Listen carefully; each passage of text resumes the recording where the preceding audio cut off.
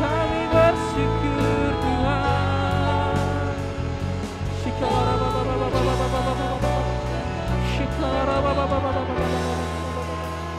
Saya persilakan jemaat untuk duduk kembali tetap dalam hadirat Tuhan.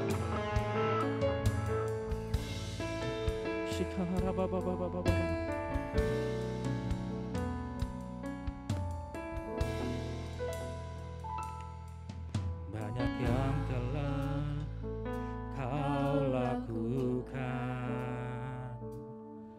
membuatku semakin mengagumimu. Dengan kasih dan murahan-Mu,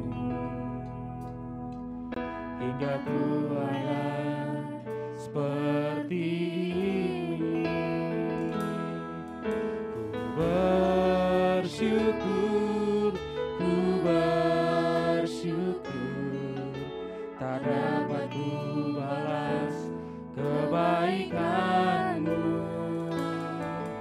Ku bersyukur, ku memuji-Mu, Yesus, Kau ku sembah selamanya. Hanya Engkau Tuhan.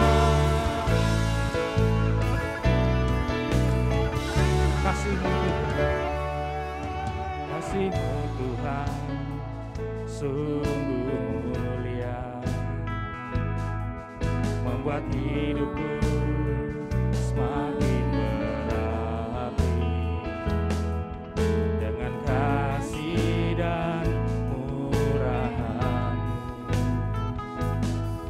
hingga ku ada seperti ini.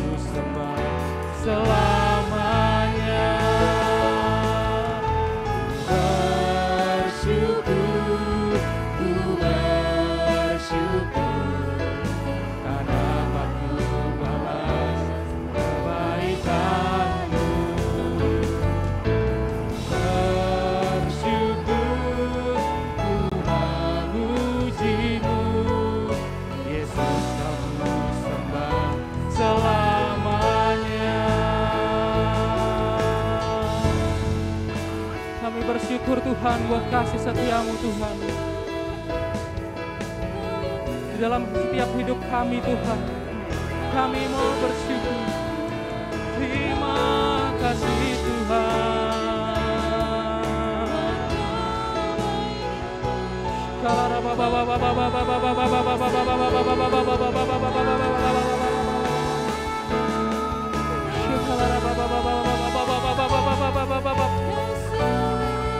Kami sembah Kau Tuhan buat segala kebaikan-Mu dalam hidup kami Tuhan.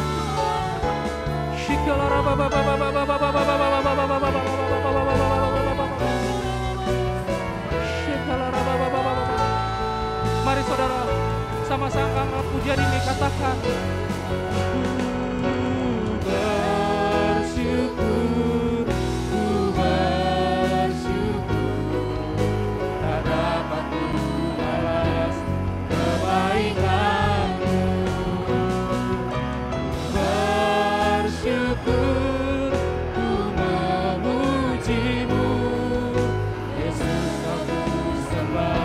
Selamanya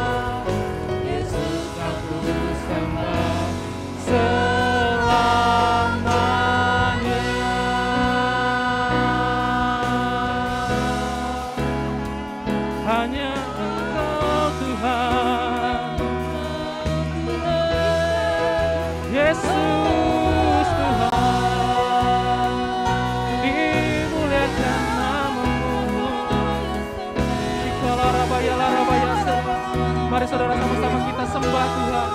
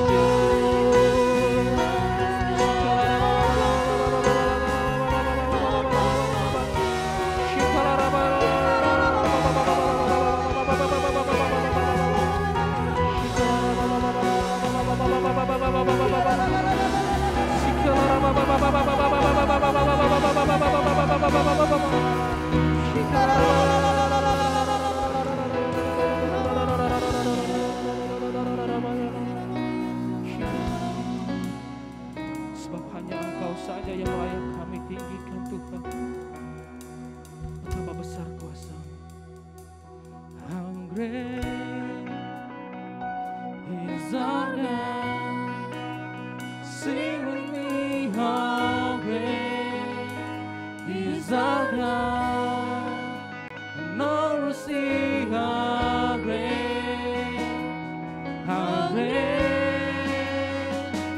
is our God.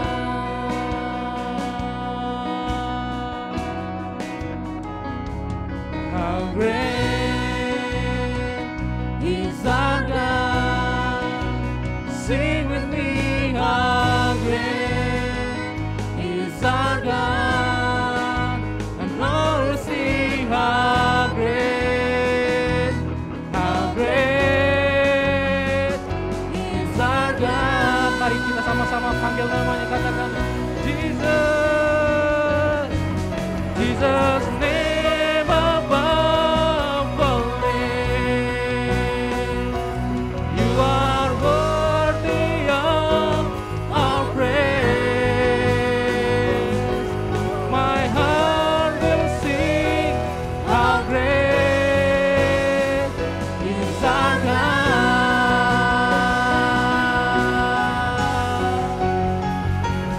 Jesus name above all name. You are worthy of our praise. My heart will sing how great is our God. Mari jemaat kita sama-sama bangkit berdiri. Angkat kedua tanganmu di hadapan Tuhan, katakan how great is our God. Sing with me, how great is our God. And all will see how great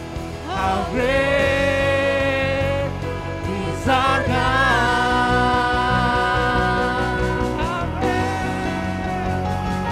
How great is our God.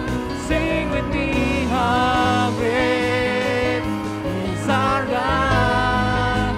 And all will see how great, and all will see how great, and all will see how great,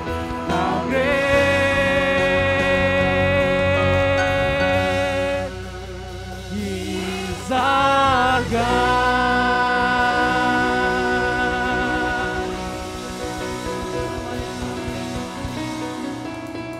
Beginilah bunyi firman Tuhan Mazmur 91. Dalam lindungan Allah, orang yang duduk dalam lindungan yang maha tinggi dan bermalam dalam naungan yang maha kuasa akan berkata kepada Tuhan, tempat perlindunganku dan kubu pertahananku, Allahku yang kupercayai. Sungguh dialah yang melepaskan engkau dari jerat penangkap burung, dari penyakit sampar yang busuk. Dengan kepaknya ia akan menudungi engkau, Di bawah sayapnya engkau akan berlindung. Kesetiaannya ialah perisai dan pagar tembok. Engkau tak usah takut terhadap kedahsyatan malam, terhadap panah yang terbang di waktu siang, terhadap penyakit sampar yang berjalan di dalam gelap, terhadap penyakit yang menular, yang mengamuk di waktu petang. Walau 1000 orang rebah di sisimu dan 10.000 di sebelah kananmu, tetapi itu tidak akan menimpamu. Engkau hanya menontonnya dengan matamu sendiri dan melihat pembalasan terhadap orang-orang fasik. Sebab Tuhan ialah tempat perlindunganmu, yang maha tinggi telah kau buat tempat perteduhanmu. Malapetaka tidak akan menimpa kamu, dan tulah tidak akan mendekat kepada kemahmu. Sebab malaikat-malaikatnya akan diperintahkannya kepadamu untuk menjaga engkau di segala jalanmu. Mereka akan menatang engkau di atas tangannya, supaya kakimu jangan terantuk kepada batu. Singa dan ular tedung akan kau langkahi. Engkau akan menginjak anak singa dan ular naga. Sungguh hatinya melekat kepadaku, maka aku akan meluputkannya. Aku akan membentenginya, sebab ia mengenal namaku. Bila ia berseru kepadaku, aku akan menjawab. Aku akan menyertai dia di dalam kesesakan. Aku akan meluputkan dan memuliakannya. Dengan panjang umur akan kukenyangkan dia, dan akan kuperlihatkan kepadanya keselamatan daripadaku. Amin. Terima kasih Tuhan, kami mengucap syukur kepadamu pada pagi hari yang indah ini. Kami datang memuji, menyembah Engkau dan meninggikan namamu Tuhan lewat di tempat ini. Karena kami tahu Tuhan Engkaulah kota benteng dan perisai bagi hidup kami. Tuhan, kami mengucap syukur Engkau ada bagi kami, yang selalu menuntun hidup kami dan mengarahkan hidup kami, bahkan memberkati hidup kami. Tuhan, kami bersyukur, berdoa kepadamu Tuhan. Kami bawa bangsa kami serahkan ke dalam tangan kasih-Mu Tuhan. Engkau memberkati bangsa kami dari Sabang sampai Merauke. Tuhan, berkati pemimpin kami, Bapak Presiden dan Wakil, Bapak Jokowi dan Marut, amin Tuhan. Dari jajaran tinggi sampai terendah sekalipun RT RW, Tuhan Engkau memberkati mereka. Hikmat marifat yang daripadamu Kau curahkan buat pemimpin kami, biar pemimpin-pemimpin kami takut akan Engkau, setia dan akan percaya. Mereka akan mengandalkan Engkau ya Bapa. Mereka akan berharap kepadamu ya Tuhan. Bangsa kami ini, apapun keadaan bangsa kami hari-hari ini Tuhan, kami yakin dan percaya Engkau turut bekerja untuk menolong bangsa kami. Damailah Indonesia. Indonesia diberkati Tuhan. Indonesia dipulihkan Tuhan. Semua darat dan lautan diberkati Tuhan. Kami bersyukur punya Allah Bapa. Gelombang apapun yang terjadi hari-hari ini yang kami dengar dan kami alami, kami tidak takut karena kami punya Tuhan, yaitu Yesus Kristus yang menyelamatkan hidup dan bangsa kami. Tuhan, kami juga bersyukur buat ibadah kami ini lewat Bapak Gembala kami pusat ya Bapak, Bapak Niko Nyoto Raharjo beserta keempat wakilnya, Bapak Ryan kami, Bapak Wiwiko Mulyono beserta kedua wakilnya, beserta Bapak Gembala kami yang kami kasihi di GBI BKP Aston, Bapak Rudi Siregar.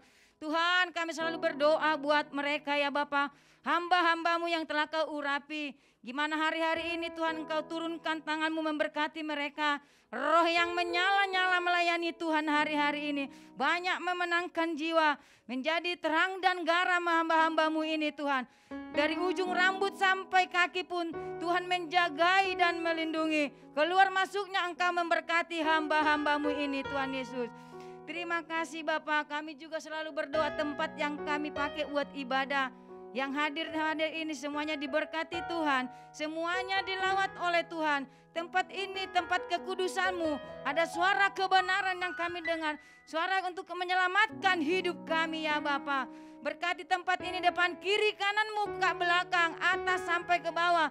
Seluruh pengerja Hotel Aston kami berdoa mereka juga terberkati lewat tempat ini ya Tuhan Yesus. Terima kasih ya Bapak, ketika kami datang memuji menyembah Engkau, meninggikan nama-Mu Tuhan. Yang sakit disembuhkan, yang lemah dikuatkan, yang tertutup hari-hari ini sudah dibukakan oleh Tuhan. Karena Engkau mengasihi jiwa-jiwa ya Tuhan. Tuhan, kami juga berdoa buat hamba-Mu hari ini yang memberitakan Injil di tempat ini, Pendeta Dr. Julius Parapat. Tuhan, kami mengangkat tangan dan hati kami berdoa kepadamu. Berkati hamba-Mu ketika dia memberitakan firman-Mu pada siang hari ini ya Bapa.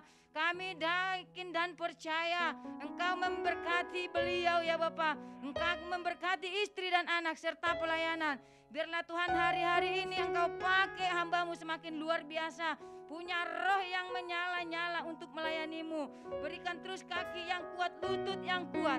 Dari ujung rambut sampai kaki Tuhan hamba-Mu Engkau memberkati. Kemanapun hamba-Mu berjalan, Tuhan yang menyertai kehidupannya.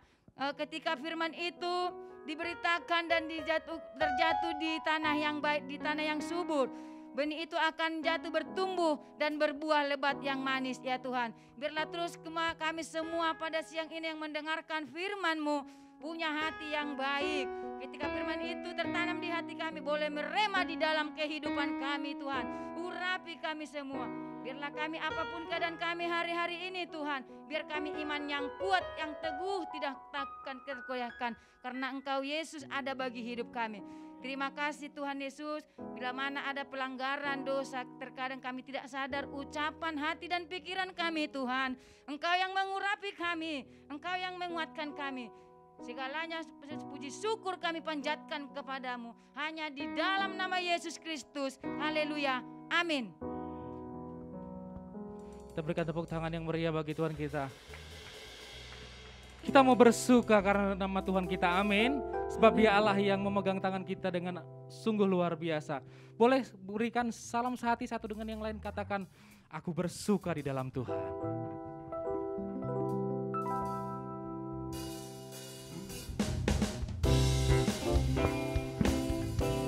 Biarlah setiap kita umat-umat Tuhan akan dipakai dengan luar biasa dan kasih-Nya melimpah dalam setiap hidup kita.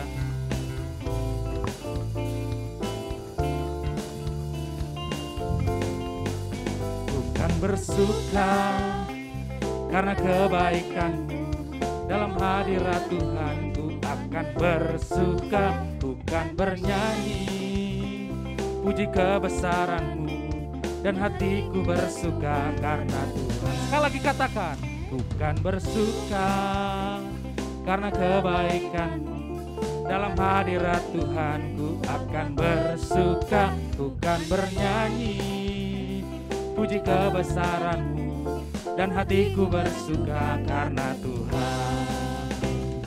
Rahmat-Nya baru bagiku setiap hari, anugerah-Nya limpah bagiku. Dia ganti duka dengan sukacita, dan kain kabungku digantikan tarian. Haleluya. Amin. Berikan tepuk tangan yang meriah di hadapan Tuhan. Sorakan haleluya. Bersama saya katakan sekali lagi, bukan bersuka karena kebaikan-Mu, dalam hadirat Tuhan ku akan bersuka, bukan bernyanyi puji kebesaran-Mu, dan hatiku bersuka karena Tuhan. Katakan, rahmat-Nya baru bagiku setiap hari, anugerah-Nya limpah bagiku. Dia ganti duka dengan sukacita, dan kain kabungku digantikan tarian. Haleluya, dan hatiku bersuka. Katakan sekali lagi, rahmat-Nya baru bagiku setiap hari, anugerah-Nya limpah bagiku. Dia ganti duka dengan sukacita, dan kain kabungku digantikan tarian. Haleluya, dan hatiku bersuka. Sekali lagi katakan, haleluya, dan hatiku bersuka. Sekali lagi, haleluya, dan hatiku bersuka. Berikan tepuk tangan yang meriah bagi Tuhan kita. Sorakan, ye ye ye. Wah, saya boleh melihat tangan-tangan yang merasakan kebaikan Tuhan dengan sungguh luar biasa. Amin. Sebab Tuhan kita baik. Amin. Amin. Sekali lagi katakan, kanan kirinya katakan, Dia baik bagi saya dan Anda.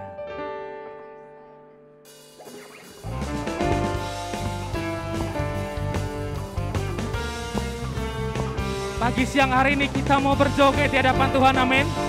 Tidak ada kata tua muda. Bersama saya katakan, tiada berkesudahan kasih setiamu Tuhan, selalu baru rahmat-Mu bagiku. Hari berganti hari, tetap kulihat kasih-Mu, tak pernah berakhir di hidup. Boleh angkat kedua jempolnya di hadapan Tuhan. Tuhan Yesus baik, sungguh amat baik, untuk selama-lamanya. Tuhan Yesus baik. Sekali lagi katakan, Tuhan Yesus baik.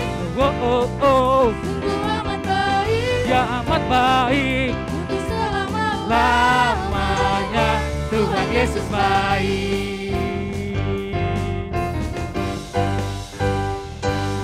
Katakan, tiada berkesudahan kasih setiamu Tuhan, selalu baru rahmat-Mu bagiku.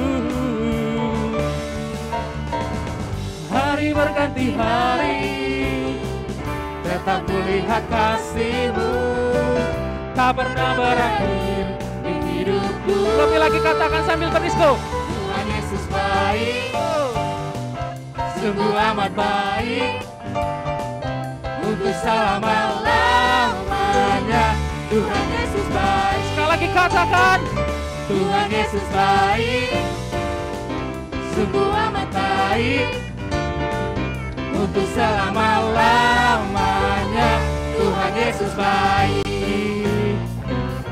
Dia Tuhan Allah yang luar biasa, tidak akan meninggalkan Anda dan saya, amin. Kita sekali lagi katakan, Yesus baik bagiku, Yesus baik bagimu, dulu, sekarang, dan selamanya. Dia sungguh baik. Yesus baik bagiku, Yesus baik bagimu, dulu, sekarang, dan selamanya. Dia sungguh baik. Tuhan Yesus baik, sungguh amat baik, untuk selama-lamanya.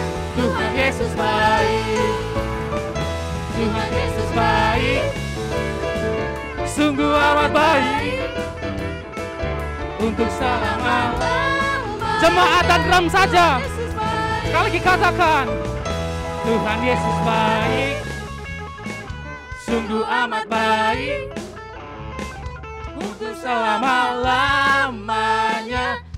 Sekali lagi, lebih keras katakan, Tuhan Yesus baik, sungguh amat baik, untuk selama-lamanya. Bersama-sama katakan, Tuhan Yesus baik, Tuhan Yesus baik, sungguh amat baik, untuk selama-lamanya.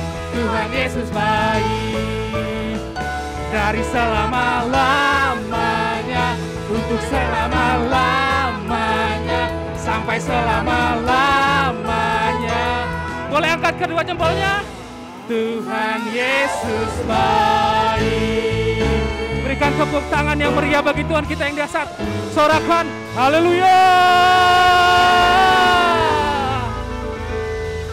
Sebelum duduk Bapak Ibu Saudara, kasih kanan kirinya salam sehati, katakan, dia baik buat saudara. Saya persilakan duduk kembali.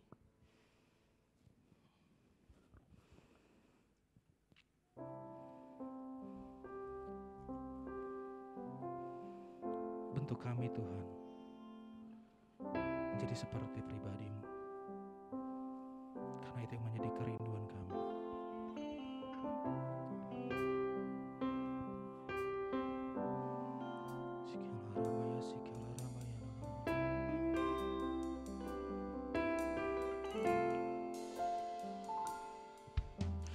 Aku ingin memiliki hati yang seperti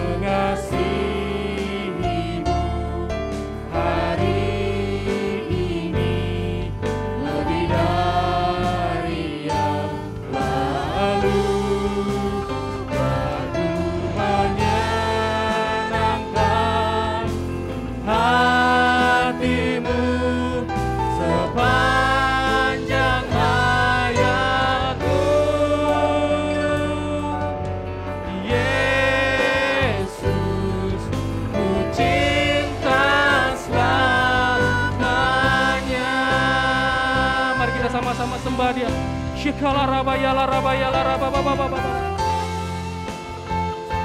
Untuk kami Tuhan, menjadi pribadi seperti-Mu Tuhan, yang mau mengasihi sesama kami, bahkan mengasihi Allah Bapa seperti diri kami sendiri Tuhan.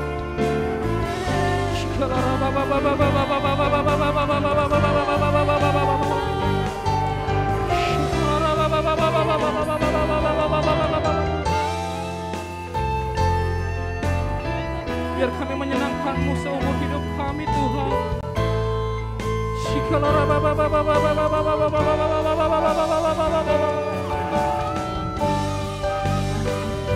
Mari saudara-saudara kita sama-sama bangkit berdiri. Kita angkat kedua tangan kita di hadapan Tuhan.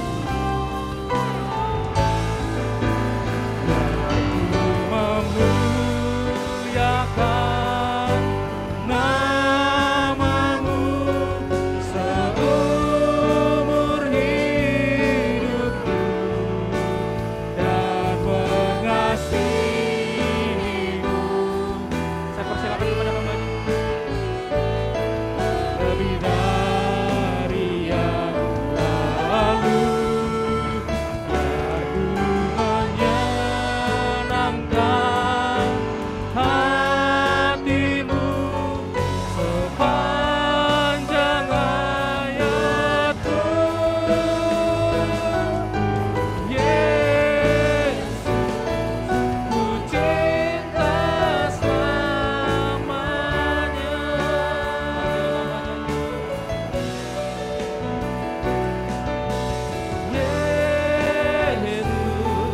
ku cinta selamanya. Yesus, ku cinta selamanya.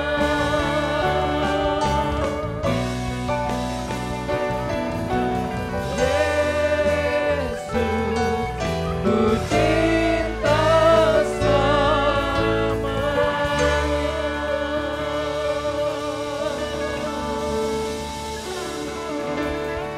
Kami bersyukur untuk hari yang besar ini ya Tuhan. Bersama dengan Tuhan yang besar dalam kebesaran kasih-Nya yang memungkinkan kami ada seperti adanya kami hari ini. Kami berterima kasih untuk umur yang panjang. Kami berterima kasih untuk kekuatan, kesehatan yang Tuhan karuniakan. Kami bersyukur untuk bahagia, anugerah lepas anugerah yang kami boleh terima sebagai pemberian yang baik yang datang dari Tuhan. Terima kasih untuk hari yang besar ini ya Tuhan. Sekaranglah Engkau melawat kami semua dan menaruh tangan-Mu di atas kepala kami masing-masing dan tidak melewatkan satu orang pun di antara kami.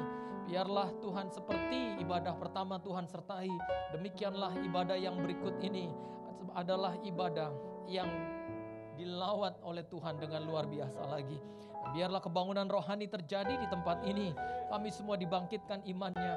Kami memandang semua keadaan bersama dengan Tuhan yang besar. Kami menjalani hidup di dalam segala perkara yang Tuhan turut bekerja di dalamnya. Berfirmanlah Tuhan, kami sudah siap untuk mendengarkan Engkau. Dalam nama Tuhan Yesus, kami semua yang percaya bersama saya katakan amin. Puji Tuhan, silakan duduk saudara. Shalom. Salam sejahtera untuk setiap kita yang hadir dalam ibadah ini. Terima kasih untuk kesempatan yang diberikan. Terima kasih untuk Pak Gembala, para pengerja, hamba-hamba Tuhan dan juga jemaat Tuhan yang Tuhan berkati di tempat ini. Saya bersyukur hari ini ada semua karena anugerah Tuhan. Mari kita buka Alkitab kita, Bapak Ibu, dari Mazmur pasal 1, ayat 1 sampai dengan ayatnya yang ke-6. Kitab Mazmur pasal 1, ayat 1 sampai dengan ayatnya yang ke-6. Jika Bapak Ibu sudah melihat dan memperhatikan bagian firman Tuhan ini, saya akan membacakannya untuk kita sekalian yang demikianlah firman Tuhan. Jalan orang benar dan jalan orang fasik. Berbahagialah orang yang tidak berjalan menurut nasihat orang fasik, yang tidak berdiri di jalan orang berdosa, dan yang tidak duduk dalam kumpulan pencemooh. Tetapi yang kesukaannya ialah Taurat Tuhan, dan yang merenungkan Taurat itu siang dan malam. Ia seperti pohon yang ditanam di tepi aliran air, yang menghasilkan buahnya pada musimnya, dan yang tidak layu daunnya, apa saja yang diperbuatnya berhasil. Bukan demikian orang fasik, Mereka seperti sekam yang ditiupkan angin.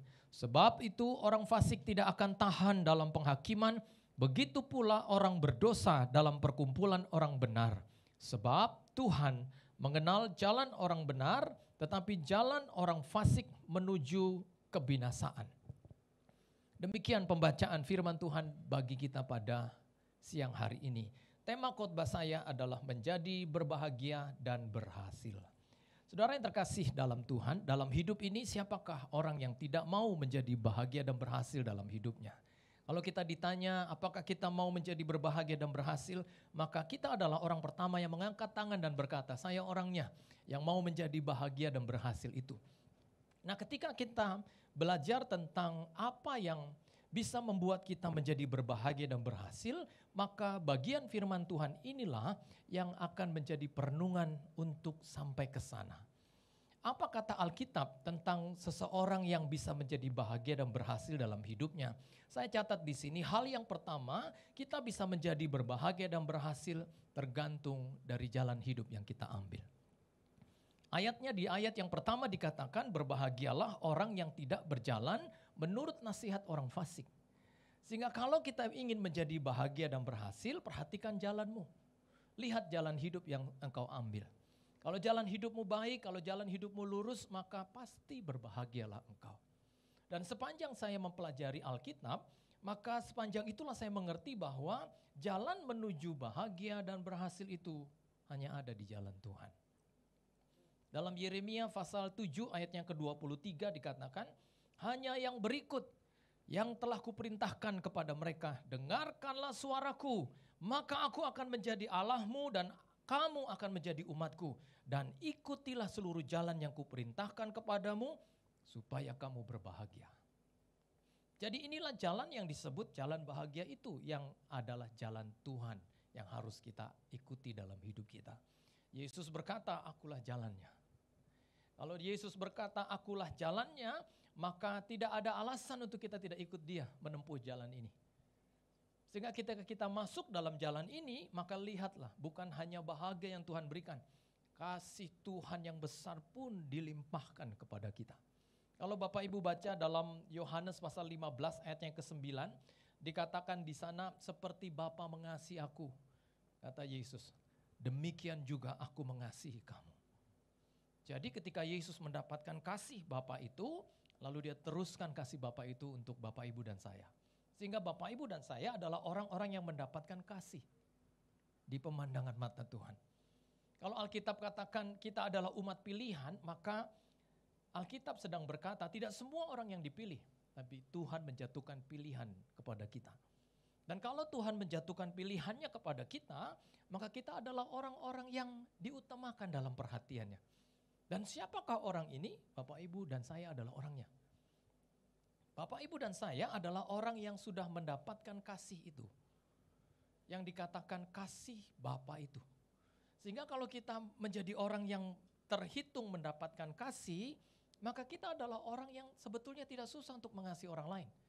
Karena Bapak, Ibu adalah orang-orang yang menyematkan kalimat bahwa kalau kita mengasihi itu karena Allah lebih dahulu mengasihi kita.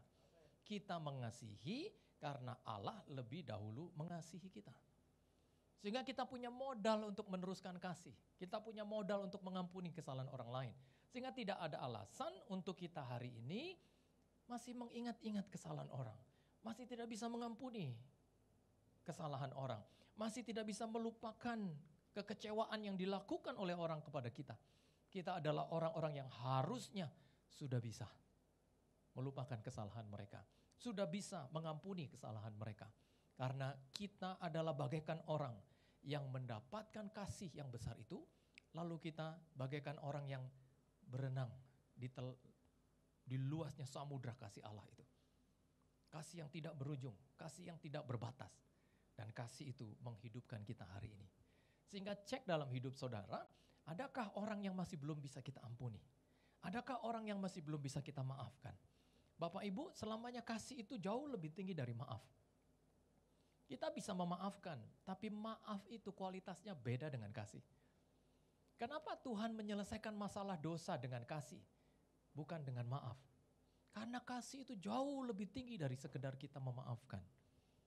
Bapak, Ibu, dan saya diselamatkan dikatakan karena begitu besar kasih Allah akan dunia ini.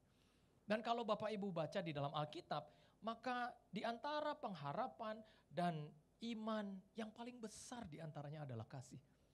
Waktu saya tanya dan renungkan bagian ini dan bertanya kepada Tuhan dalam perenungan saya, Tuhan tolong jawab saya kenapa kasih itu yang paling besar.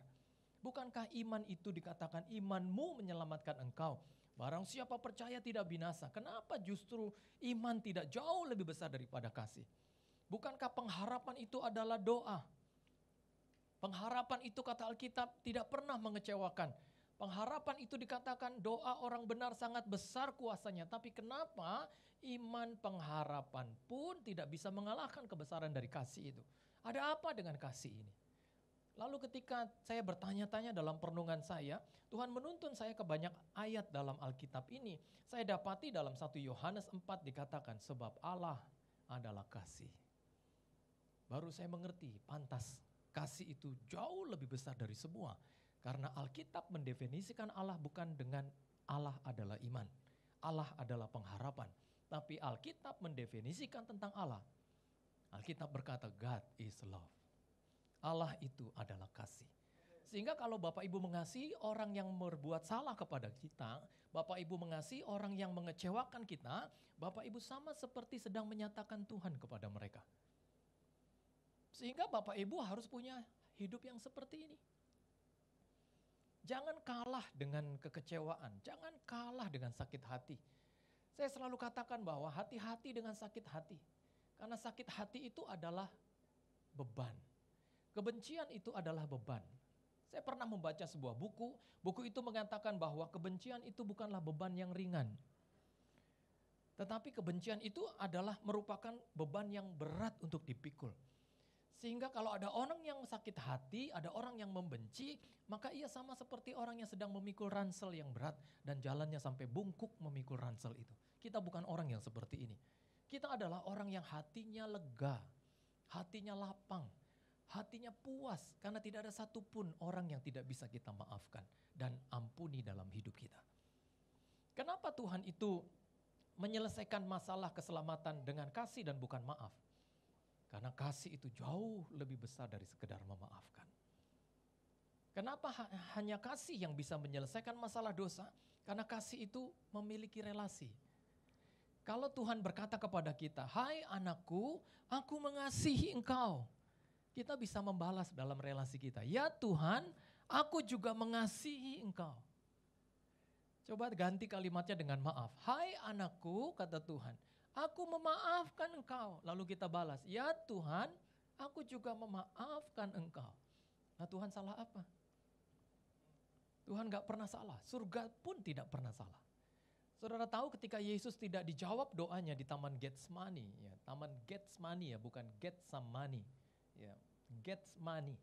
Ya, banyak orang doanya cuma tujuannya berkat, kemakmuran, takkan kekurangan aku. Ya, ia akan memenuhi segala keperluanku menurut kekayaan dan kemurahannya. Makanya orang Kristen dalam doanya selalu berkat, berkat, berkat saja. Padahal jauh dari berkat, Tuhan sediakan banyak hal terbaik yang bisa kita terima. Bapak, Ibu, dan saya adalah orang-orang yang terhitung, kalau dalam bahasa Yunani-nya itu, kita adalah orang-orang yang menerima sunum bonumnya Tuhan. Tahu apa arti sunum bonum? Sunum bonum itu artinya kebaikan yang tertinggi. Jadi Bapak Ibu adalah orang-orang yang sama saya menerima kebaikan yang tertinggi itu dari Tuhan. Dan kitalah orangnya. Dan berbicara tentang kebaikan yang tertinggi, kita gak bisa dapat dari dunia. Kita gak bisa dapat dari uang. Karena uang tidak bisa menyelamatkan kita. Hebat pun tidak bisa menyelamatkan kita. Hanya pemberian yang tertinggi yang bisa melepaskan kita dari belenggu dosa dan kita bisa selamat. Lalu sunum bonum yang kita terima itu akhirnya menjadi bonum komune. Apa artinya bonum komune? Bonum komune itu artinya kebaikan bersama. Jadi kita semua telah terima kebaikan yang tertinggi dari Tuhan, maka kebaikan yang tertinggi itu dipecahkan, tumpah menjadi kebaikan bersama. Sehingga kalau Bapak Ibu ada di gereja ini, Bapak Ibu adalah orang-orang yang mengalami kebaikan bersama. Bapak Ibu mengalami kebaikan bersama dalam hadiratnya. kita terhitung menjadi orang yang seperti Daud mengatakan dalam Mazmur 119 ayat yang ke-68. Sesungguhnya kata Daud, Engkau adalah Tuhan yang baik dan berbuat baik. Tuhan kita bukan hanya Tuhan yang disebut God is good saja, tapi dia juga melakukan kebaikan dalam karyanya. Apa artinya Tuhan yang hanya disebut Tuhan yang baik? Lalu kita angkat jempol dua-dua, Tuhan Yesus baik, tapi dia tidak pernah melakukan kebaikan bagi hidup kita. Tidak ada artinya. Kenapa kita angkat jempol tadi dua-dua, tinggi-tinggi di atas kepala? Karena kita tahu dia bukan hanya God is good, tetapi dia melakukan kebaikan dulu, sekarang, dan sampai selama-lamanya bagi Bapak, Ibu, dan saya. Dia Tuhan yang baik. Lalu kalau Bapak Ibu belajar tentang hidup yang mengasihi, itu sebabnya Bapak Ibu dipanggil untuk hendaklah kamu saling mengasihi satu dengan yang lain. Kita dipanggil untuk saling mengasihi, bukan saling memaafkan. Kenapa? Karena maaf memang penting, tapi maaf itu harus disertai dengan kasih. Berapa banyak orang yang maaf sih maaf, tapi kalau aku sudah terlanjur dikecewakan, aku gak akan buka pintu hatiku untuk orang yang sudah mengecewakan aku. Sampai mati aku gak mau berteman lagi dengan dia. Kita boleh baik, tapi kita gak seperti dulu lagi. Itu mah bukan maaf yang sempurna. Sehingga maaf kita harus disertai dengan kasih. Ya, supaya kasih itu melupakan banyak sekali dosa. Bukan berarti kompromi loh. Tetapi kasih itu melupakan kesalahan orang. Melupakan kekecewaan. Ya, dulu kamu boleh mengecewakan aku, tapi kita mulai dari start pertama. Suami boleh bohong.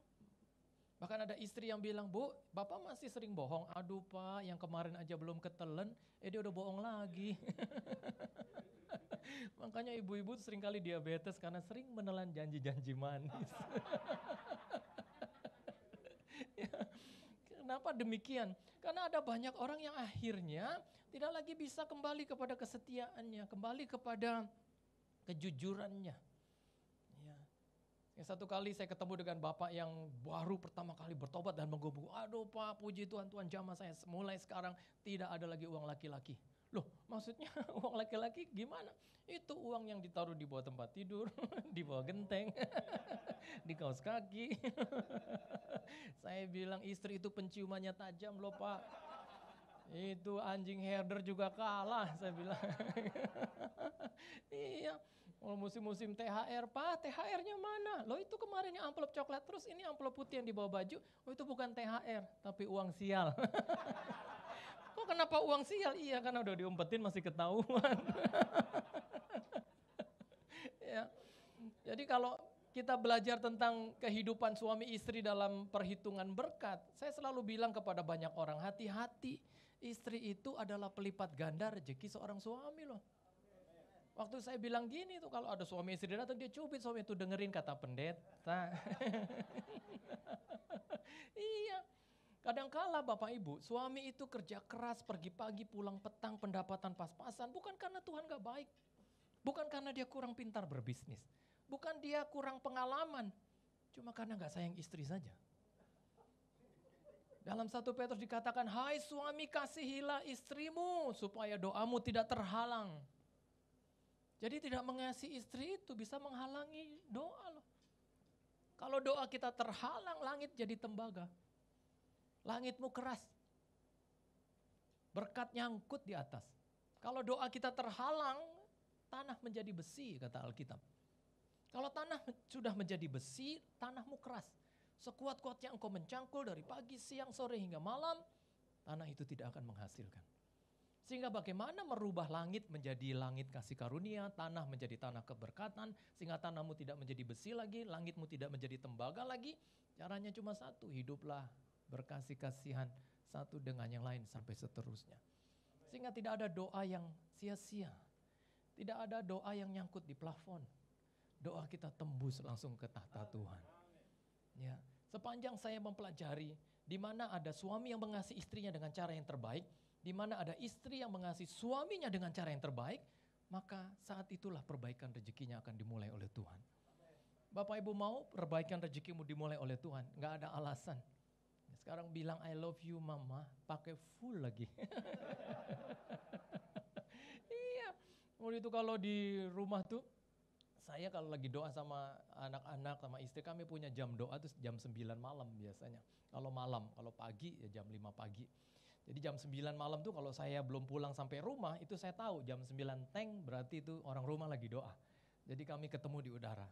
Dulu waktu pacaran pun begitu, saya sama pacar saya yang jadi istri saya. Sekarang saya bilang, kita punya jam doa ya, jam 9 malam.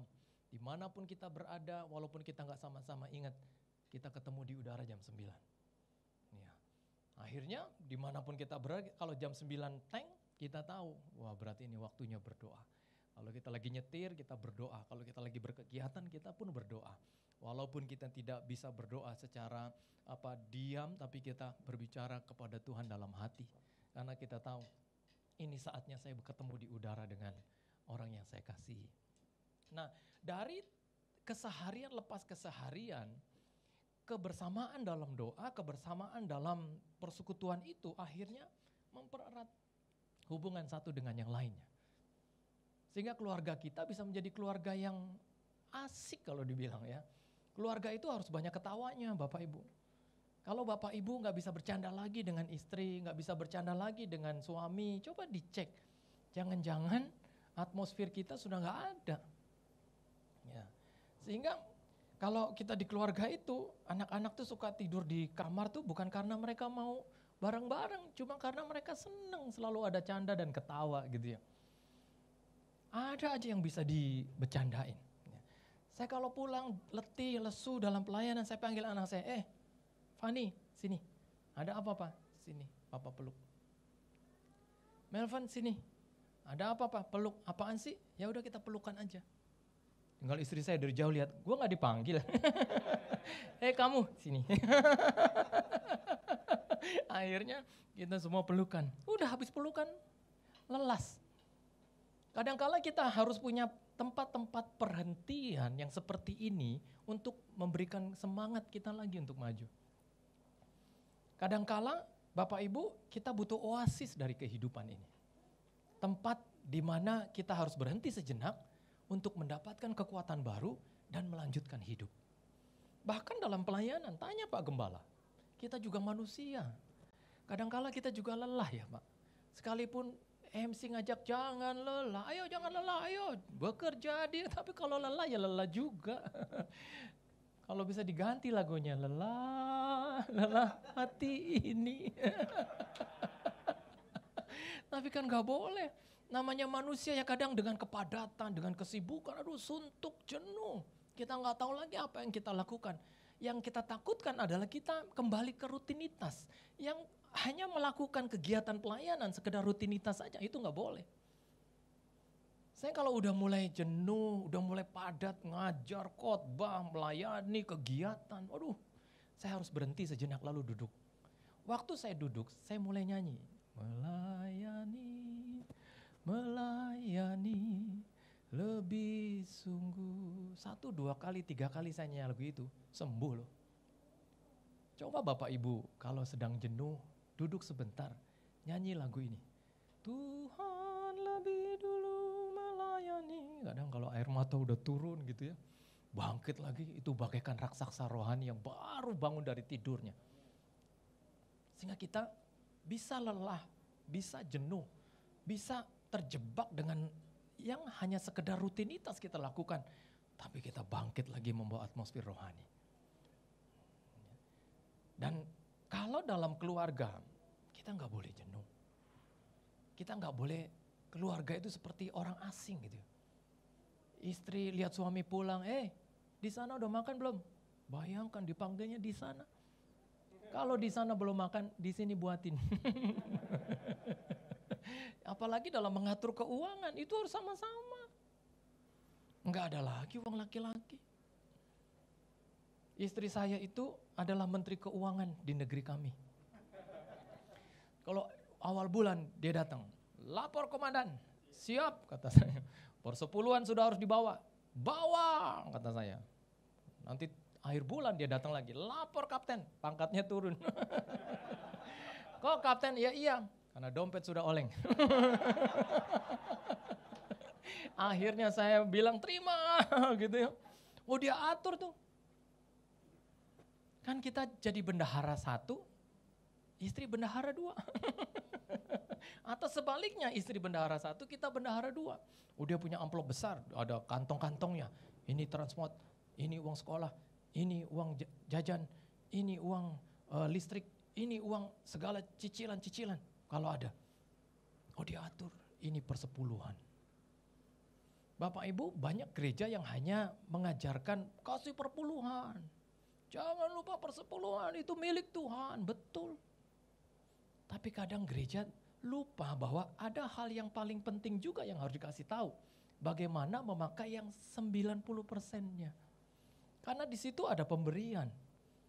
Persembahan itu bukan persepuluhan loh. Jadi jangan terjebak dengan kalau gitu persepuluhan segini 200.000 aku bagi 4. Minggu pertama kasih ke persembahan, minggu kedua kasih, itu bukan persembahan.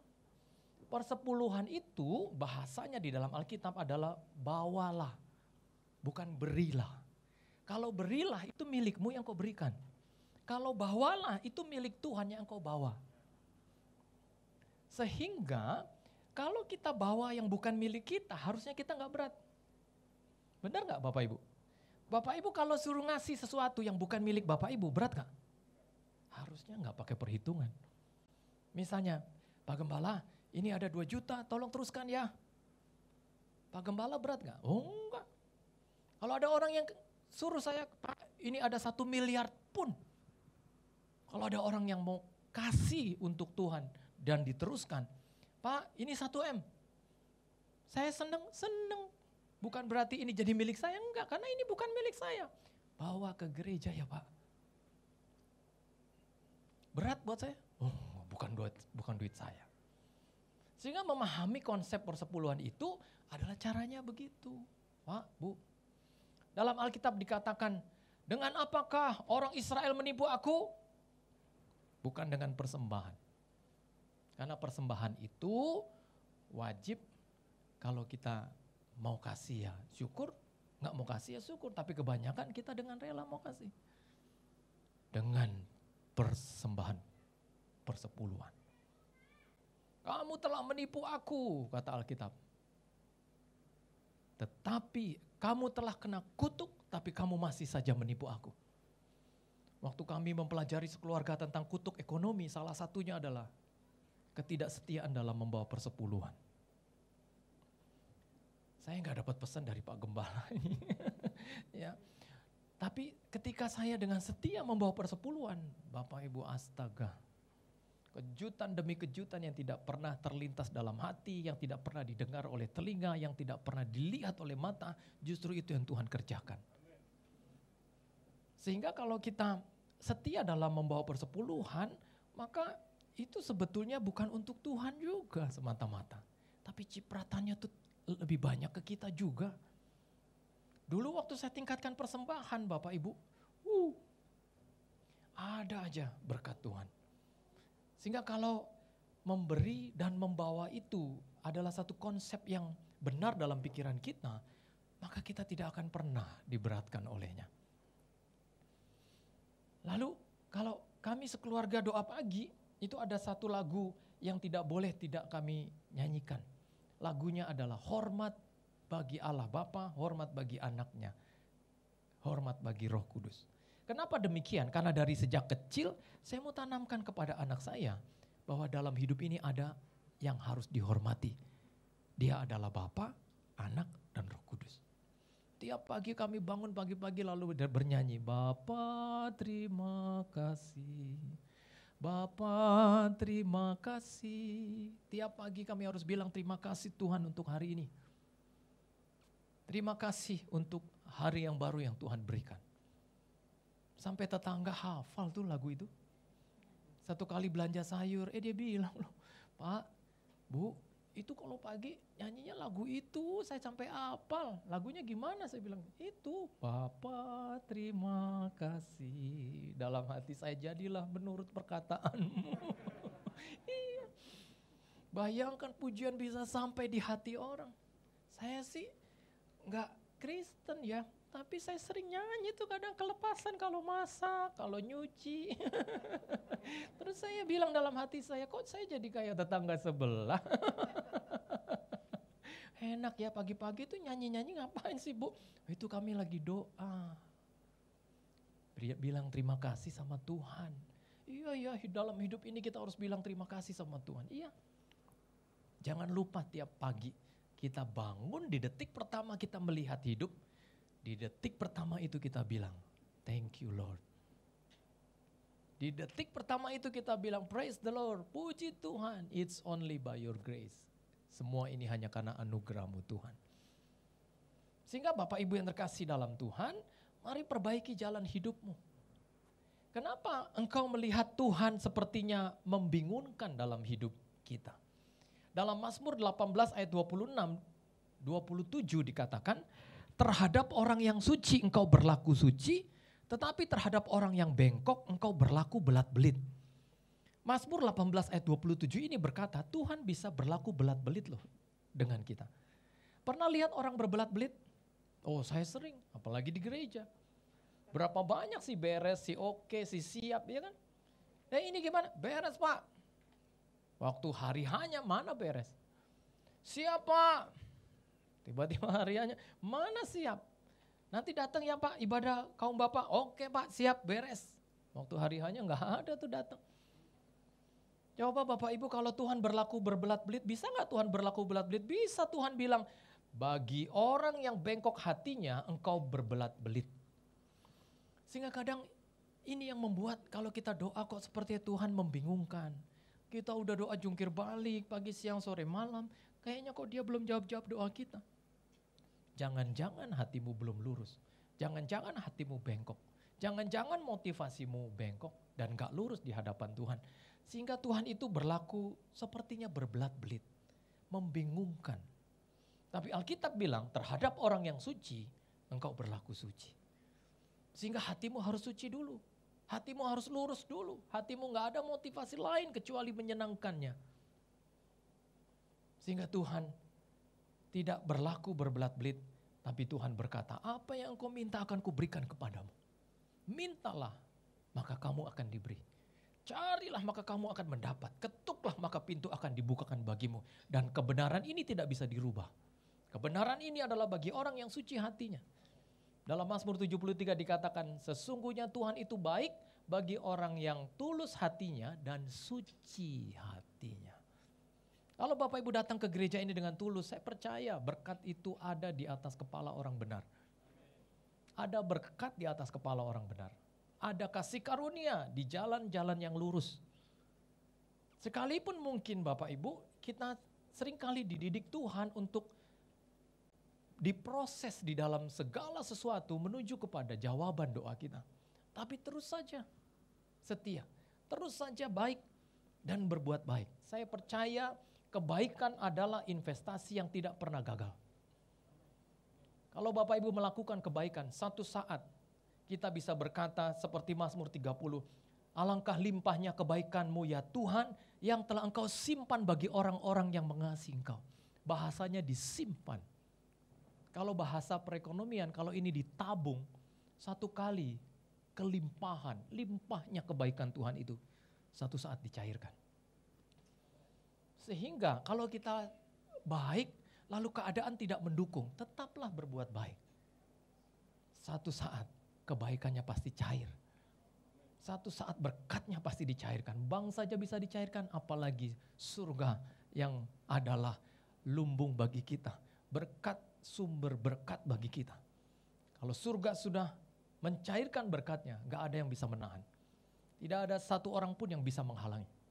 Sehingga kita gak boleh iri dengan rezeki orang Bapak Ibu. Orang lebih diberkati, kita iri. Orang lebih berhasil, kita iri. Apalagi kalau kita suka main sosmed. Jangan main sosmed kalau kita gak siap lihat keberhasilan orang. Saya mau katakan buat Bapak Ibu, orang kalau berhasil itu, biar dia gak sombong, tetap bisa kelihatan sombong. Ya. Sekarang kan banyak tuh crazy rich. Kenapa dikatakan crazy rich? Mana beli mobil 7 miliar aja bisa bilang murah banget. Iya kan? Itu namanya crazy. Gile 17M, 7M dibilang murah banget. Ya.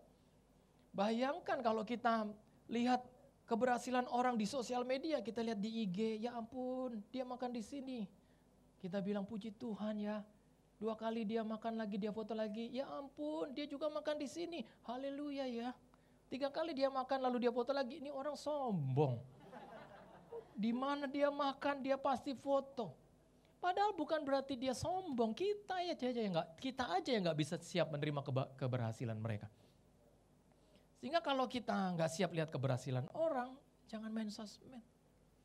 Nanti kita jadi kemusung, kematus. Hidup kita jadi gelap. Ya, kalau ada orang yang berhasil bilanglah puji Tuhan, haleluya. Kalau kita mendoakan dia pun nggak ada ruginya. Dan kalau kita berhasil pun ya jangan sombong. Kita ini punya garis jari masing-masing Bapak Ibu, kita punya sidik jari yang berbeda, nggak ada yang sama. Kalaupun engkau kakak adik, engkau anak kembar, engkau suami istri, tidak akan pernah sidik jarimu sama. Kita punya kekhususan masing-masing dalam menerima rejeki. Rejeki Bapak Ibu dan saya tidak bisa disamakan.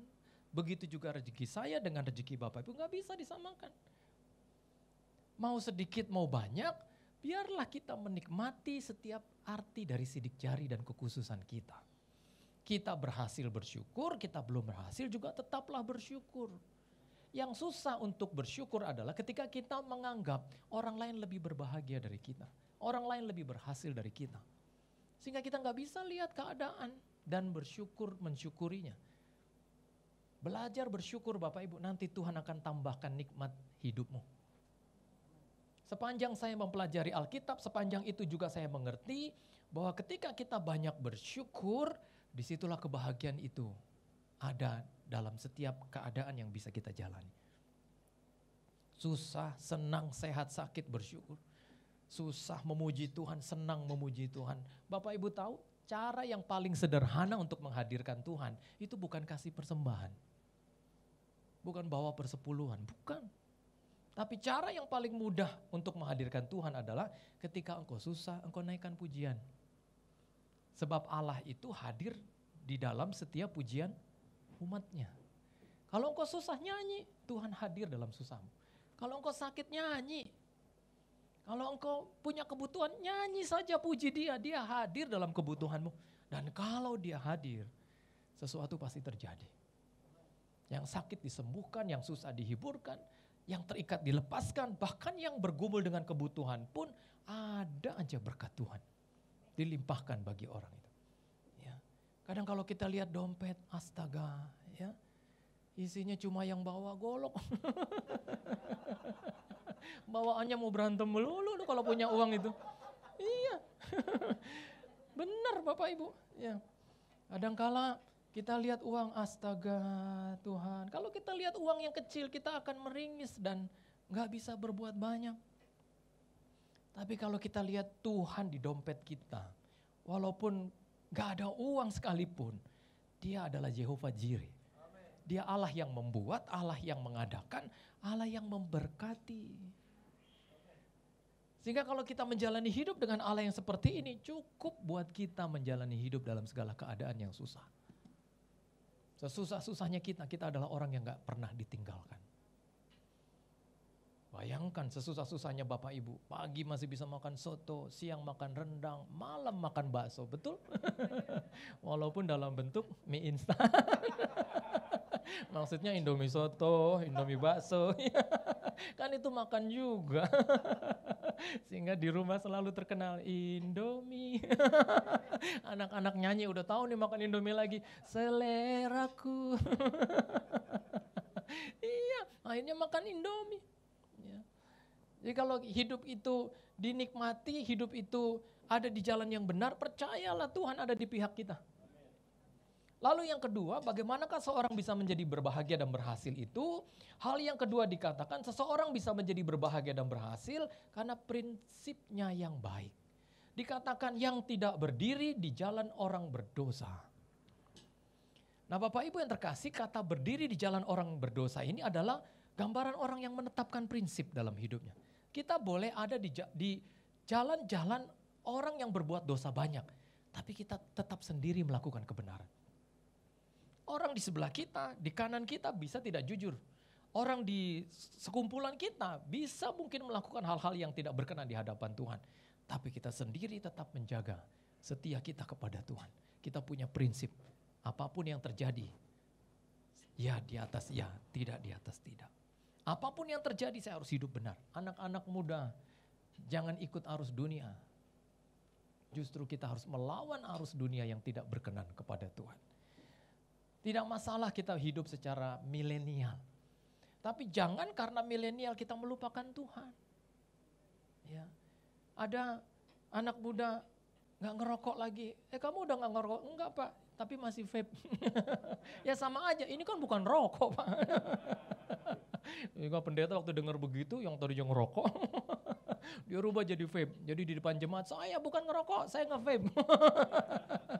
Dalam hati saya cuma menobatkan 2 jari aja kok, susahnya minta ampun. Ngerokok itu cuma menobatkan 2 jari aja kok. Ya, cuma buat pegang rokok begini, masa apa susahnya?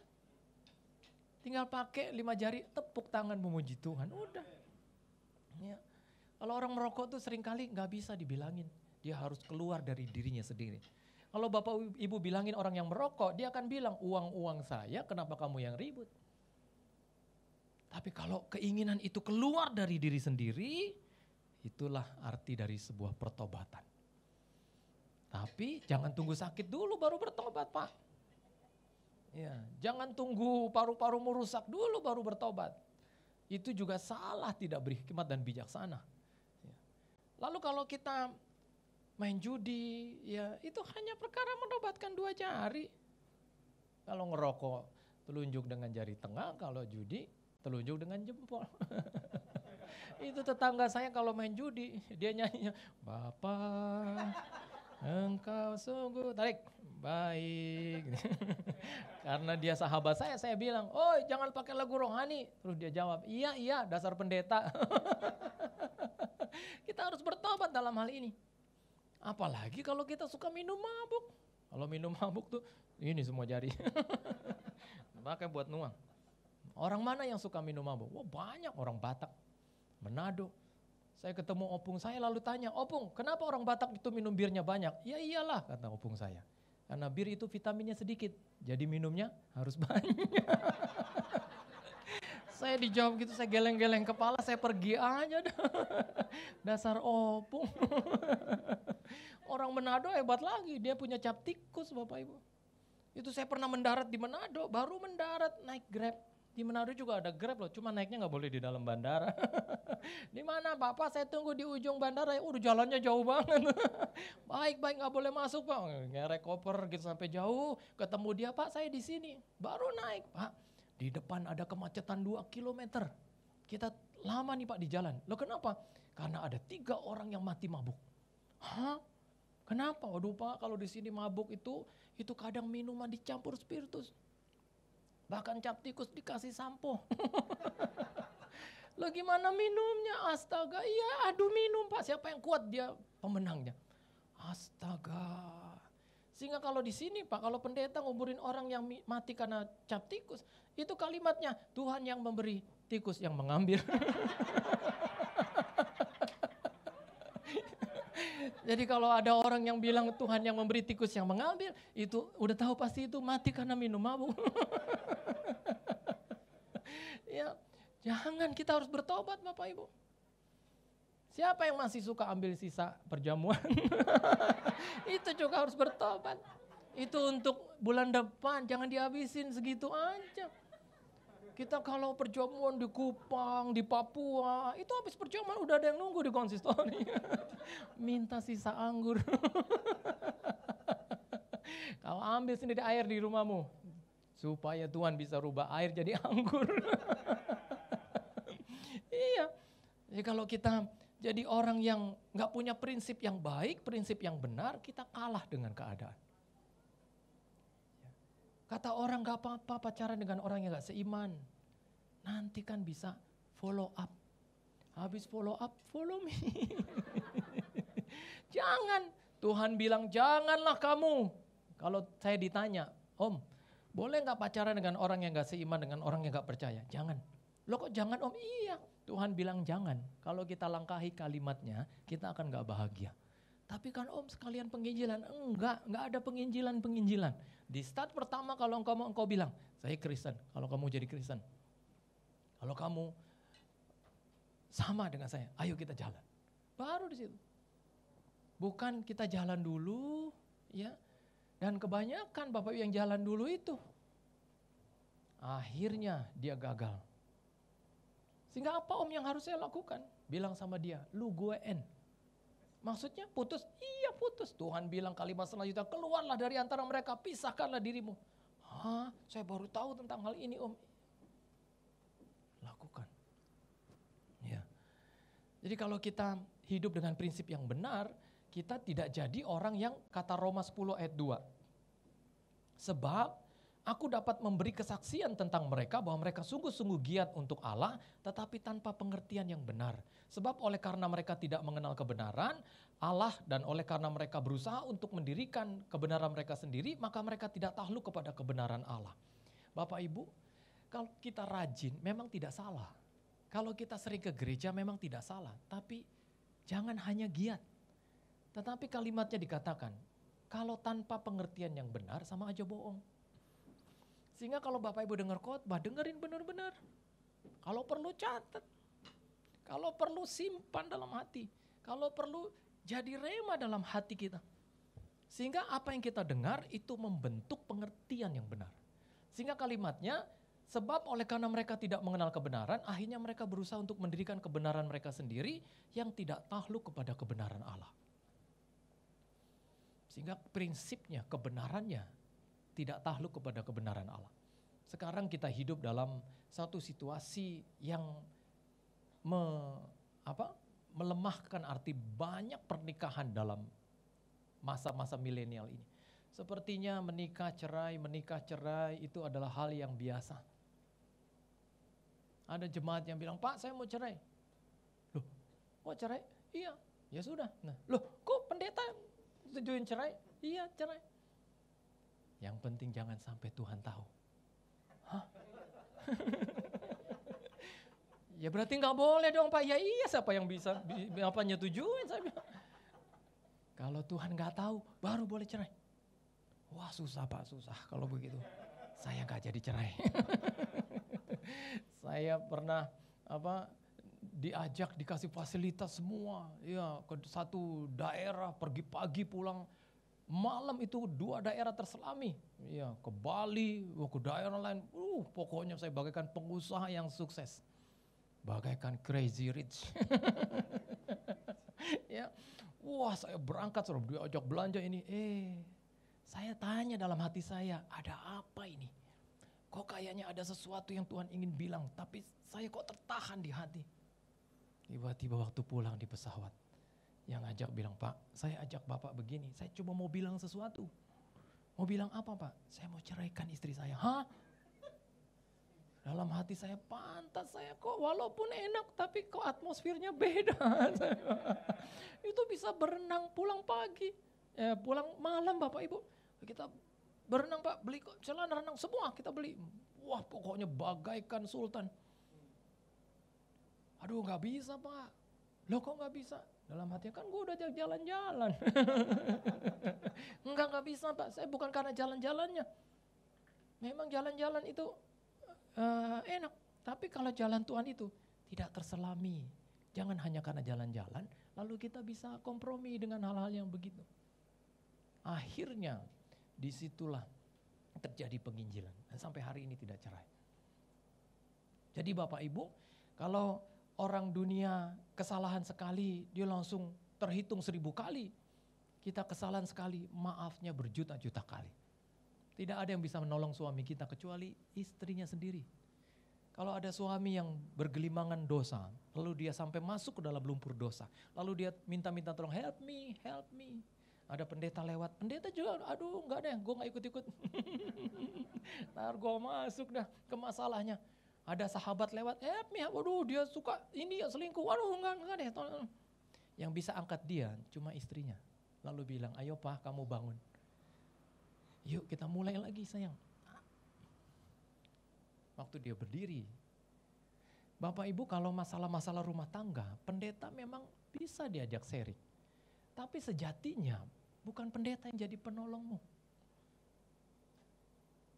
Psikiater bisa memang diajak untuk bertukar pikiran, tapi sebetulnya itu pun tidak akan sanggup menolongmu. Itu hanya bisa menuntun engkau untuk dengan rela engkau bisa mengampuni kesalahan pasangan. Apalagi kalau engkau lapor ke orang tuanya, tambah rusak. Egonya terganggu, kurang ajar kalau begitu. Apa yang kamu bilang? Bisa terjadi pertengkaran yang luar biasa. Saya kadang kalau menginjili suami istri yang lagi bertengkar, saya cuma, Pak, Bu, ayo datang ke sini. Saya cuma doa, ya setengah jam, mereka udah pelukan di depan saya. Tinggal saya nengok belakang aja. Setelah itu terserah Anda. Udah, saya balik lagi. Sekarang pulang. Begitulah hidup dengan prinsip yang baik. Lalu dikatakan orang yang berbahagia dan berhasil itu bukan hanya menjaga jalannya saja, tergantung prinsipnya saja, tetapi juga tergantung kata-katanya. Kalimatnya dan yang tidak duduk dalam kumpulan pencemooh. Kita bisa menjadi berhasil atau tidak tergantung kata-katamu. Dalam Alkitab hanya dua yang bisa menyebabkan sesuatu terjadi. Yang pertama jadilah menurut imanmu, yang kedua jadilah menurut apa yang engkau katakan. Katakan apa saja yang kau mau. Lalu berdoa untuknya. Dan percayalah, setiap kata-kata kita berkuasa. Sehingga kalau kita mempergunakan kata-kata, hati-hati menggunakan kata-kata kita karena dia berdaya cipta, Bapak Ibu. Kalau kau bilang anakmu bego, benar dia bego nantinya. Sehingga kalau kita bilang bego, jangan langsung bego, bilang sama dia, bangkitlah engkau, gunakan otakmu. Nanti kalau dia tanya, apa tuh Pak? Bego. Bego itu maksudnya singkatan bangkitlah engkau gunakan otakmu. Tapi kan jauh lebih baik daripada bilang dasar bego. Ya, apalagi kita pendeta yang kalau khotbah, ibu-ibu, bapak-bapak kalau bilang anak bego jangan langsung bego. Ntar anak bisa komplain, papa katanya di mimbar aja jago. Bilang jangan bilang bego, itu papa bilang aku bego. Iya juga ya. Ya. Kalau kita bilang bangkitlah engkau gunakan otakmu, anak pasti udah tahu. Bego ya Pak. Iya, dan anak itu nggak melulu harus dimarahin terus Bapak Ibu. Jangan anak gerak sedikit marah, kita dengerin dulu omongan dia. Ada Pak Sinaga kerjaannya buat kursi. Wah siang bolong dia bergaji kayu si Ucok lagi duduk di sebelahnya. Woi Ucok, iya Bapak haus Ucok. Aku ambil minum Bapak nggak usah. Beli Coca-Cola 4. Buat bapak, buat mamamu, buat abangmu, buat kau. Berapa Ucok? 3 Bapak. Loh kok 3? 4 Ucok. 3 Bapak. Buat bapak, buat mama, buat abangmu, buat kau. Berapa? 3 Bapak. 4, 3. Dipukul lah si Ucok. Wah kamu tercuma Bapak sekolahin tinggi-tinggi. Kenapa kamu bilang 3? Iya Bapak, karena aku maunya Fanta. Akhirnya bapaknya geleng-geleng kepala, iya juga ya. Coca-Colanya 3 Ucok, 1 Fanta buat kau. Karena nggak dengerin anaknya dulu. Coba kalau didengerin dulu, bapaknya langsung ngerti, oh iya 3 Coca-Cola, 1 Fanta buat kau ya. Berangkatlah si Ucok ini. Banyak kejadiannya begitu Bapak Ibu. Sehingga hati-hati dengan kata-kata kita. Hanya karena kata tumben saja orang bisa nggak datang lagi loh ke gereja. Waktu kita lihat orang baru pertama kali datang lagi, lu datang, tumben. Itu kata tumben bisa buat dia mulai minggu depan. Saya tidak akan datang lagi ke gereja ini. Tapi kalau engkau lihat si Ito udah lama gak ke gereja, tiba-tiba nongol dari lift, terus kita bilang, ya ampun udah lama aku mendoakan kamu supaya datang lagi. Gak taunya hari ini adalah jawaban doaku. Itu teh. Lalu kita ima toh. Dia perlu kita makasih ya udah doakan saya. Mulai minggu depan saya akan rajin datang ke sini. Dan persepuluhan yang aku terlantarkan selama ini, aku kasih semua ke gereja. Hanya karena itu. Jadi jangan pernah bilang kata tumben. Ya, bilang Tuhan menjawab doa saya. Atau Bapak Ibu bilang, kemana aja loh? Iya gak kemana-mana. Kok dari jauh udah kelihatan? Maksudnya gede amat tuh badannya sekarang. Jangan bawa-bawa gemuk. Orang datang kau bilang kurus, orang datang kau bilang gemuk. Enggak usah. Orang datang bilang, kamu belum nikah, belum punya pacar. Ntar kalau kamu belum mati ya kok ngomongnya itu melulu. Sabar Bapak Ibu, cari pacar tuh gak gampang. Iya. Anak muda sekarang, aduh Pak kalau cari yang gak seiman itu ditaruh gerobak juga gak muat. Tapi kalau di orang yang percaya, aduh Pak susahnya minta ampun. Dan juga susahnya minta uang. Iya. Jadi kalau kita hidup, jaga kata-kata kita. Yang terakhir ini benar-benar yang terakhir Bapak Ibu. Bagaimanakah seseorang bisa menjadi berbahagia dan berhasil dalam hidupnya? Bukan karena dia menjaga jalannya saja, prinsipnya saja, kata-katanya saja. Tetapi juga kalau dia suka akan firman. Tetapi yang kesukaannya ialah Taurat Tuhan dan yang merenungkan Taurat itu siang dan malam. Sepanjang saya mempelajari Alkitab, sepanjang itulah ada hikmat, rema, tuntunan, bimbingan yang menyertai hidup saya. Demikian juga Bapak Ibu sekalian. Firman Tuhan itu harus jadi pelita dalam pandemi yang gelap ini untuk kita menjalani hidup.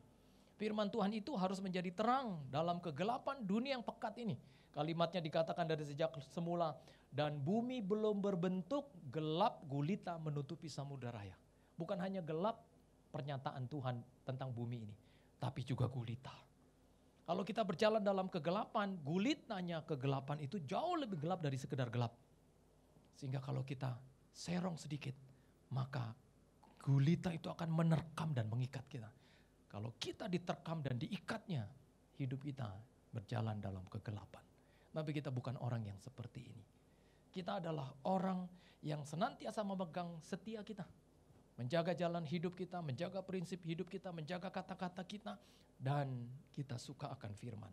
Sehingga apa saja yang diperbuatnya, kata Alkitab, berhasil. Sebab Tuhan mengenal jalan orang benar. Tuhan kenal jalan-jalan kita Bapak Ibu. Kenapa kita mesti ragu dia tidak memberkati kita? Kalau kita setia, saya percaya ada berkah, ada anugerah, ada rezeki bagi orang-orang yang setiawan. Kalau kita benar, Tuhan itu tidak akan pernah melupakan kita.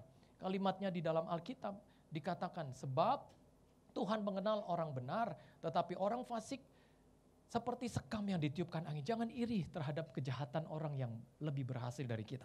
Tetap saja lakukan yang baik, lakukan yang benar. Tuhan menyertai kita. Ayat 6 dikatakan, sebab Tuhan mengenal jalan orang benar, tetapi jalan orang fasik menuju kepada kebinasaan. Kita sampai di ujung, kita tetap bahagia. Kita sampai di ujung, kita tetap selamat. Sementara orang fasik menuju kepada ujung kebinasaan. Maju terus dalam Tuhan, Tuhan berkati GBI Aston ini. Tuhan berkati Pak Gembala dan semua pekerja hamba-hamba Tuhan. Mari kita tunduk kepala. Kita nyanyi satu pujian, mulialah namamu Tuhan, berkat-Mu atasku melimpah. Nyanyikan pujian ini, jadikan pujian ini menjadi Tuhan yang dimuliakan dalam setiap perkataan kita. Bukan hebat kita, tapi karena kita membawa kemuliaan sebab Tuhan baik dalam hidup kita. Terima kasih Tuhan. Mulialah namamu Tuhan, berkat-Mu atasku melimpah. Mulialah namamu Tuhan. Mulialah namamu Tuhan,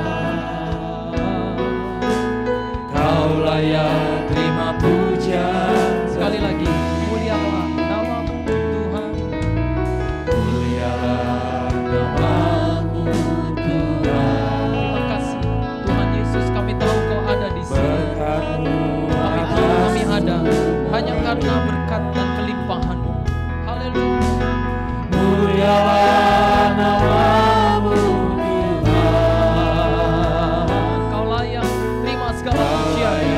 Terima pujian tertinggi. Kudus, kudus, kuduslah Tuhan. Kudus, kudus, kudus. Kami muliakan Engkau dalam kekudusan-Mu Tuhan. Engkau menyatakan diri-Mu sebagai Allah yang setia, Allah yang tidak pernah meninggalkan kami. Kudus, kuduslah Tuhan. Kudus, kudus, kudus. Tuhan. Suci, suci, sucilah Tuhan. Sekali lagi, kuduslah Tuhan Yesus. Kudus ya Tuhan. Kami tenggelam dalam kekudusan-Mu. Kami menikmati kesucian Tuhan dalam hadirat-Mu siang hari ini. Kami menjadi orang-orang yang berpengharapan.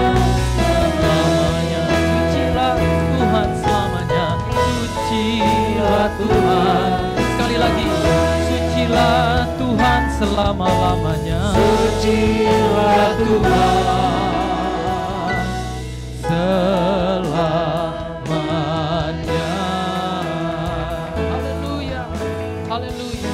Sesungguhnya berbahagialah orang yang menjaga jalan hidupnya, dan sesungguhnya berbahagia dan berhasillah orang yang menetapkan prinsip di jalan kebenaran, dan sesungguhnya berbahagia dan berhasillah orang yang mempergunakan kata-katanya dengan baik, orang yang kesukaannya adalah Taurat Tuhan. Hari ini Bapak Ibu yang terkasih, biarlah kita pulang dengan dukungan firman Tuhan ini, support yang menjadi rema dalam hidup kita. Keluar dari tempat ini, kita berjalan tiada lelah, berlari tiada lesu. Kita memiliki modal untuk menjalani hidup untuk bahagia dan berhasil. Diberkatilah kita semua, karena kita punya Tuhan yang adalah sumber dari setiap kebahagiaan yang kita alami dalam hidup. Dan sekarang, jika ada di antara kita yang rindu berdoa, mari berdoa bersama dengan saya. Taruh tangan kananmu di hatimu masing-masing, dan mari kita berdoa. Bapa di dalam surga, hari ini kami melihat jalan-jalan hidup kami dan merenungkannya. Kami akan kembali ke jalan-Mu, karena jalan-Mu adalah jalan bahagia, jalan selamat, jalan yang disebut penuh sukacita. Kami mau berdiri di atas prinsip yang benar. Kami mau memperkatakan yang baik dalam mulut dan ucapan kami. Kami mau suka akan firman-Mu. Taruh di hati kami kesukaan akan firman Tuhan. Taruh di hidup kami hati yang selalu haus dan lapar akan kebenaran firman-Mu.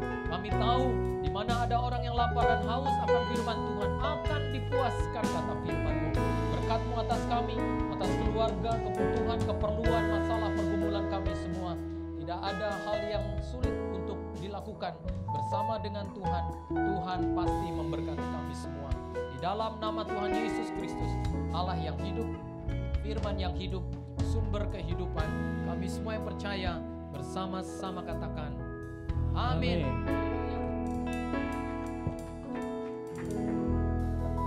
Di nama Tuhan. Sebentar kita akan mendengarkan warta sepekan dari GBI BKP Aston.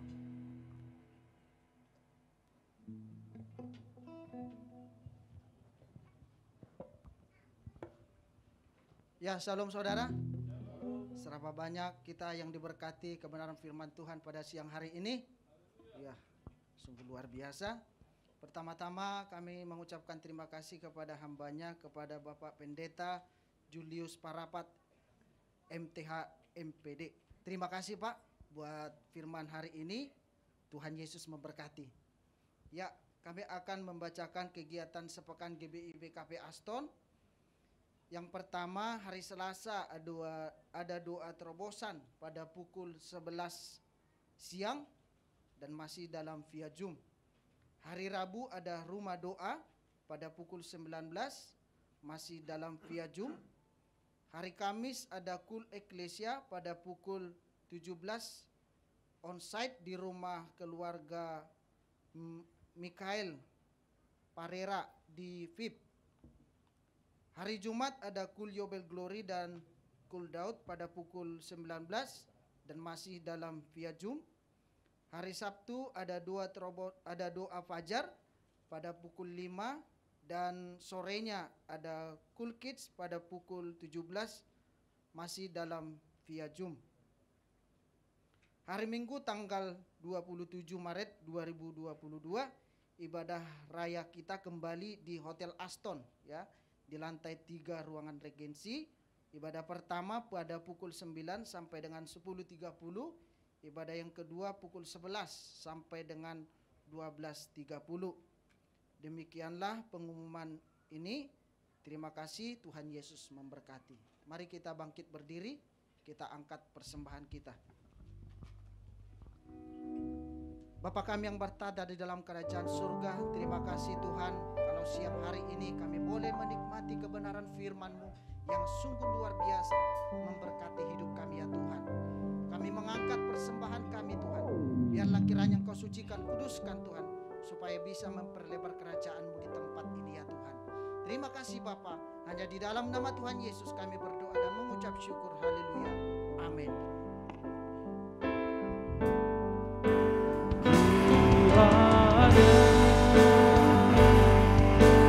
Memberkati aku berlimpah-limpah dan memperluas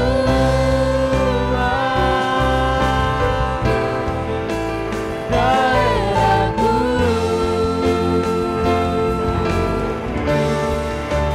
dan kiranya Tuhan menyertai aku dan melindungi aku daripada malapetaka, sehingga kesakitan tidak menimpa aku.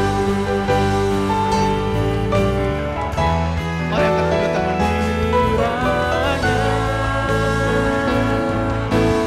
Berkatilah hidupmu, diberkatilah keluargamu, suami, istri, anak-anak.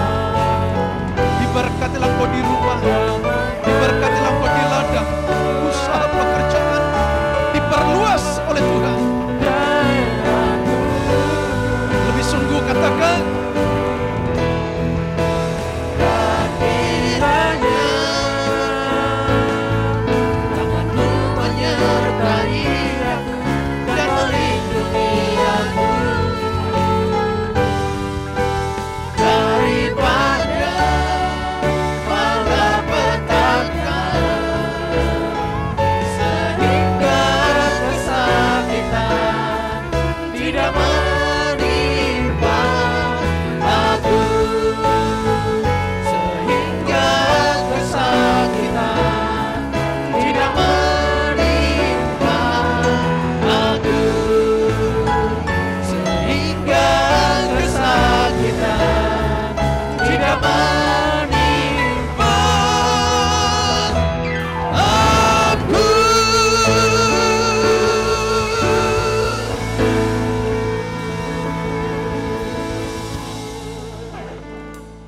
pulang terimalah berkat, kasih dan anugerah yang berlimpah-limpah dari Allah Bapa di dalam sorga, di dalam putranya yang tunggal Tuhan kita Yesus Kristus, persekutuan indah yang manis dengan Roh Kudus menyertai setiap saudara mulai dari siang hari ini sampai Maranatha, hidup kekal selama-lamanya. Yang selalu percaya, mari kita sama-sama katakan amin.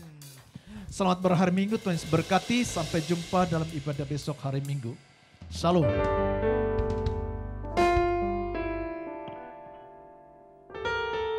Selamat hari Minggu, Tuhan Yesus memberkati, hati-hati di jalan.